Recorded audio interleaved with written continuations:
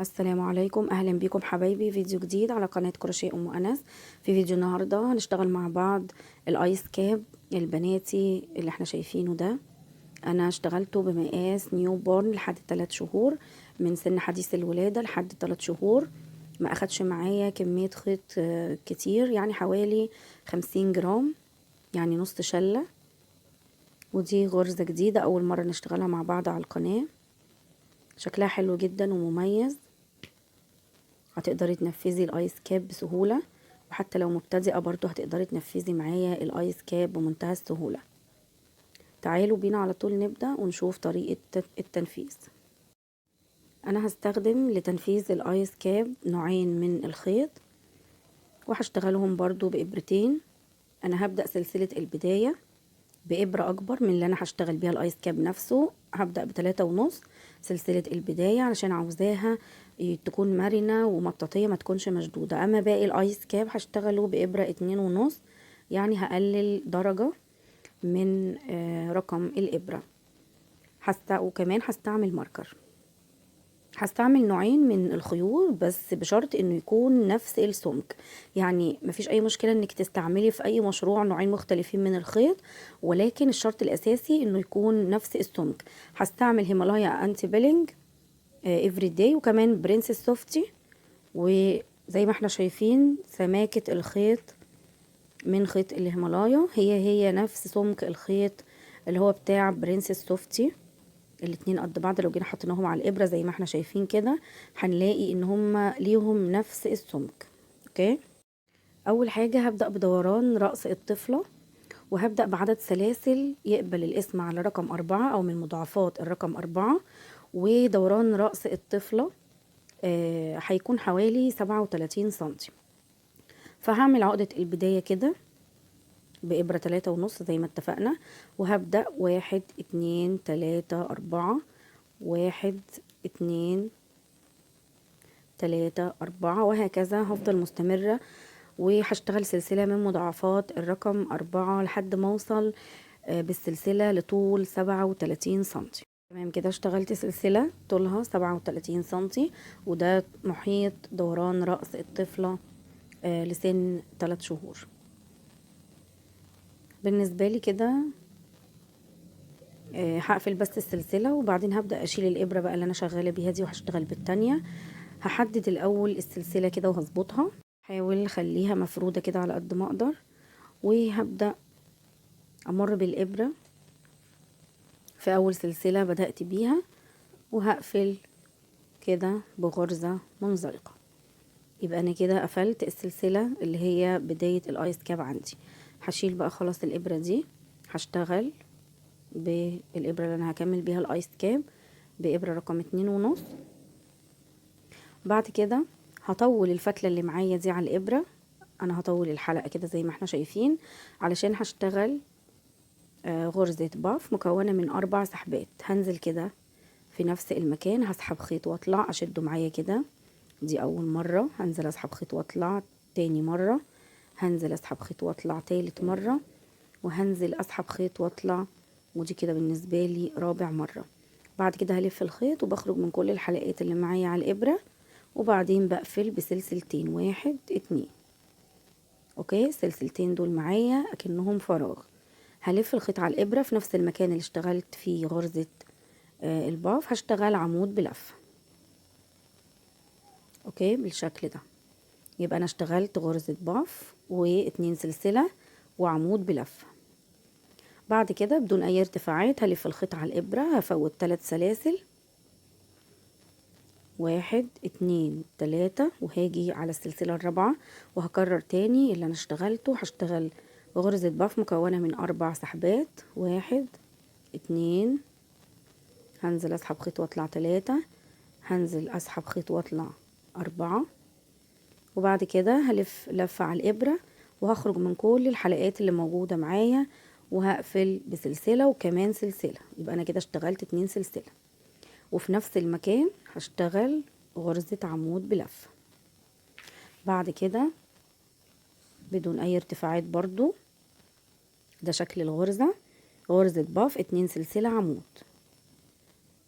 هلف الخيط على الابرة، هفوت 3 سلسلة، 1 2 3، وفي السلسلة الرابعة هنزل اشتغل غرزة باف مكونة من 4 أعمدة غير منتهية أو 4 سحبات على الإبرة كده. 1 والف وانزل اسحب خيط 2 والف وانزل اسحب خيط واطلع 3 والف وانزل اسحب خيط واطلع 4 مرات.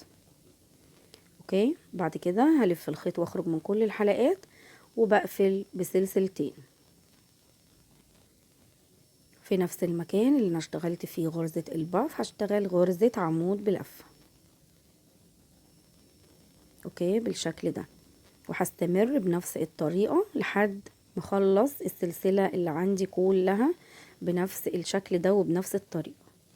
خلصت كده ووصلت لنهاية السلسلة. ده شكل الشغل عندي، غرزة سهلة وبسيطة وفي نفس الوقت مميزة جدا في شغلها. وبقى عندي هنا 3 سلاسل اللي كنت بتخطاهم، فكده يبقى شغلي مظبوط وعدد الحلقات اللي عندي وعدد السلاسل مظبوطة، لان انا اشتغلت سلسلة البداية من مضاعفات الرقم 4 زي ما اتفقنا. هروح اقفل بغرزة منزلقة بعد غرزة الباف هنا، يعني دي اول غرزة اشتغلتها اللي هي غرزة الباف. 2 سلسلة غرزة عمود في نفس المكان. انا بتخطى غرزة الباف وباجي هنا في فراغ ال2 سلسلة ده بمر بالابرة واسحب خيط واشتغل غرزة منزلقة. ونركز مع بعض في الخطوة دي. انا اشتغلت خلاص السطر ده. السطر اللي بعده هشتغله على منطقة الظهر. بلف الشغل بتاعي كده، شايفين انا لفيت القطعة ازاي. سطر هشتغله على العدل بتاع او الغرزة دي اصلا ملهاش يعني ما فيهاش عدل ومقلوب، هي ملهاش وش من ظهر يعني. هشتغل سطر كده وسطر بلف الشغل الناحية التانية. ارتفعت بالحلقة كده ولفيت الخيط على الابرة. هنزل بقى في نفس المكان ده اللي انا قفلت عنده بغرزة منزلقة. هسحب خيط برضو 4 مرات. 1 2 3 4 كده. سحبت 4 مرات بتوع غرزة الباف. هلف الخيط واخرج من كل الحلقات مرة واحدة، وبعد كده هشتغل سلسلتين. هلف الخيط على الابرة في نفس المكان اللي اشتغلت عنده غرزة الباف هشتغل غرزة عمود بلف. اوكي بالشكل اللي احنا شايفينه ده. هكرر تاني. هلف الخيط وانتقل على الغرزة اللي بعدها اللي هي مكونة من اللي هي كانت مكونة في السطر اللي قبله من غرزة باف و2 سلسلة وعمود. فلما قلبت الشغل بقت عندي العمود بقى قبل غرزة الباف، يعني العمود بقى سابق غرزة الباف. هي دي الفراغات اللي انا هشتغل عليها. يعني شايفين في السطر اللي قبله او في السطر السابق كان غرزة الباف الاول قبل العمود، لكن لما قلبت الشغل بقى العمود قبل غرزة الباف. هشتغل غرزة باف جديدة مكونة من 4 سحبات برضو، وبعد كده هلف الخيط واخرج من كل الحلقات اللي موجودة معايا على الابرة 2 سلسلة، وبعد كده غرزة عمود في نفس الفراغ او في نفس المكان. اوكي بالشكل ده. هكرر تاني. هلف الخيط على الابرة بعد العمود مباشرة هنا في فراغ ال2 سلسلة هشتغل غرزة باف جديدة مكونة من 4 سحبات على الابرة، وبعد كده بلف الخيط على الابرة وبخرج من كل الحلقات اللي موجودة معايا، وبعدين 2 سلسلة والف الخيط واشتغل في نفس المكان غرزة عمود بلف. اوكي زي ما احنا شايفين بالشكل ده. يبقى كل سطر بشتغل غرزة باف و2 سلسلة وغرزة عمود. هاجي هنا برضو على فراغ ال2 سلسلة بعد غرزة العمود هشتغل غرزة باف من 4 أعمدة غير منتهية أو 4 سحبات على الإبرة.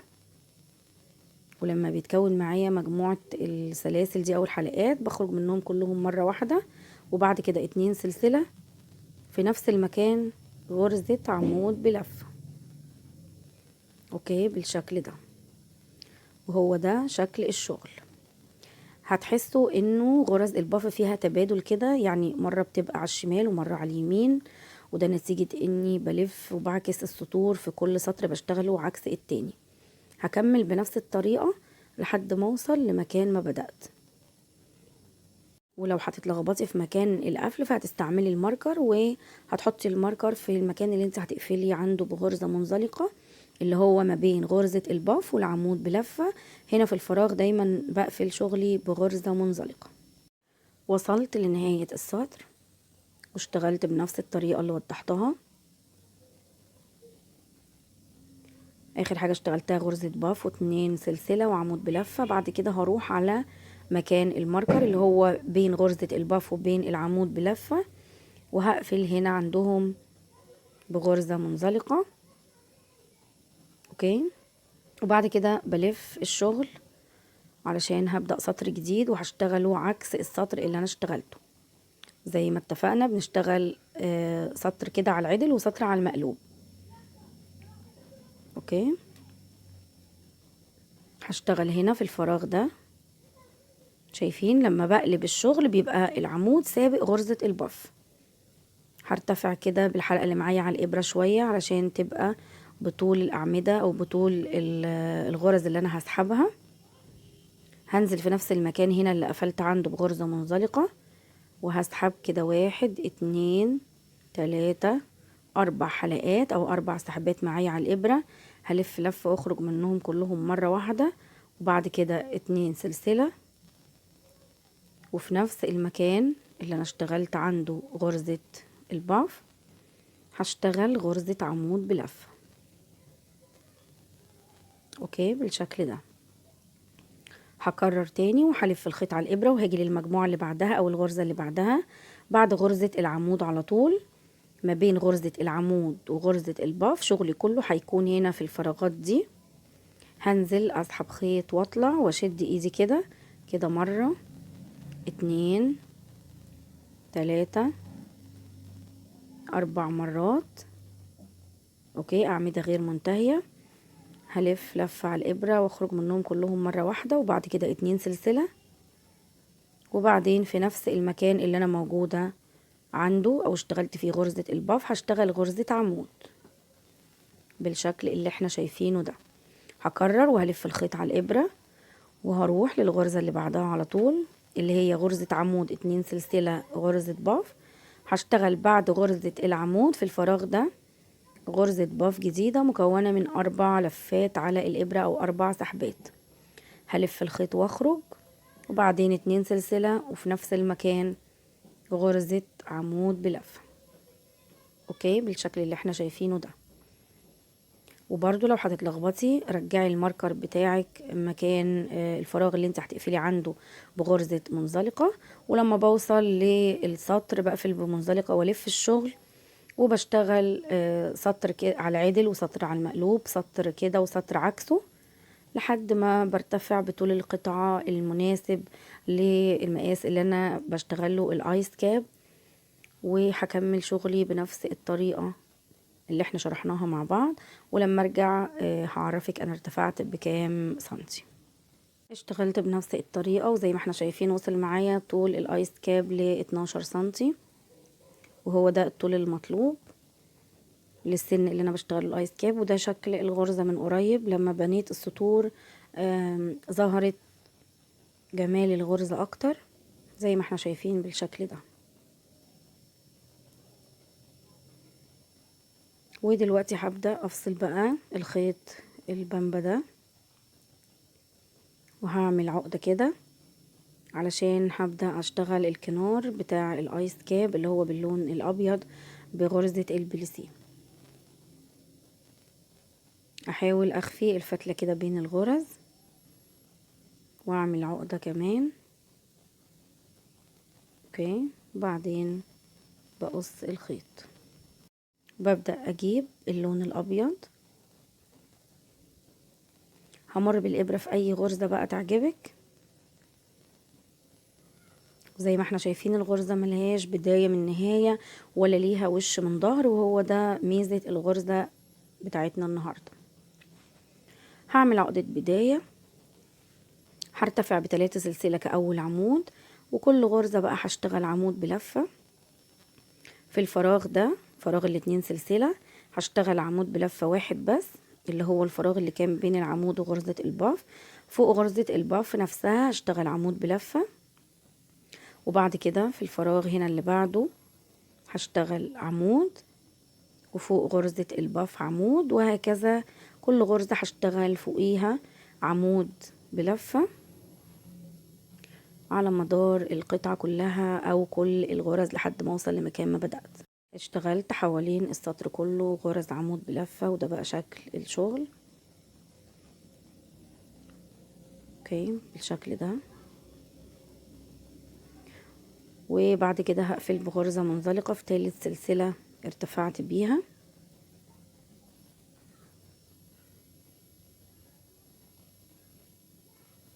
هنا في تالت سلسلة هقفل بغرزة منزلقة، وبعد كده هرتفع ب3 سلسلة جداد للسطر اللي بعده علشان ابدأ اسس او ابدأ اشتغل غرز البريد الامامي والبريد الخلفي. بعد ما اشتغلت ال3 سلسلة هلف الخيط على الابرة، الغرزة اللي عليها الدور دي على طول او العمود ده همر بالابرة كده من خلف العمود بحيث انه يكون عمود امامي او بريد امامي، وهخرج من حلقتين وبعدين حلقتين. بعد كده هلف الخيط على الابرة وهشتغل العمود اللي عليه الدور ده بشكل خلفي او بريد خلفي، والف الخيط والعمود اللي عليه الدور على طول عمود امامي، والعمود اللي بعده عمود خلفي بالشكل ده. العمود اللي بعده هنا عمود امامي، بخلي العمود قدامي كده على امام الابرة، ولكن العمود الخلفي بخلي العمود خلف الابرة، بمر من خلف العمود كده وبخلي العمود باين بس من منطقة الظهر، وهكذا هستمر بنفس الطريقة، عمود امامي وعمود خلفي، عمود امامي وعمود خلفي بالشكل ده لحد ما اوصل لنهاية السطر. وبرجع اشتغل سطر كمان من غرز البريد الامامي والبريد الخلفي، ونرجع نشوف شكل الايس كاب. خلصت 2 راوند من غرز البريد الامامي والبريد الخلفي، وهقفل هنا شغلي بغرزة منزلقة في اول غرزة بدأت بيها. بعد كده هاخد سلسلة لتأمين الشغل وهقص الخيط وهنهي الشغل. لحد دلوقتي هو ده شكل الايس كاب عندي بعد ما عملت له الكنار اللي باللون الابيض. باقي معايا اخر خطوة، وهو اني هبدأ اضم المنطقة اللي فوق دي كده اللي هي منطقة اعلى الرأس علشان يديني شكل الايس كاب. هعمل تناقص بقى كل غرزتين كده، هعمل فيهم تناقص بغرزة الحشو. هجيب اللون البينك ده اللي انا شغالة منه الايس كاب اللون الاساسي، هسحب الخيط كده وهقفل عليه بسلسلة. هشتغل 2 غرزة حشو جنب بعض غير منتهيين، فهنزل في الغرزة دي كده، هسحب خيط واطلع واسيب الحلقة معايا زي ما هي على الابرة، هروح للغرزة اللي بعدها هنزل اسحب خيط واطلع اكني هشتغل غرزة حشو كده، غرزتين جنب بعض، وبعدين الف الخيط على الابرة واخرج من ال3 حلقات اللي موجودين معايا مرة واحدة. هكرر تاني، هنزل هنا اسحب خيط واطلع واسيب الحلقات معايا على الابرة زي ما هي، وانزل في الغرزة اللي بعدها برضو، وبعد كده اسحب الخيط من كل الحلقات اللي موجودة.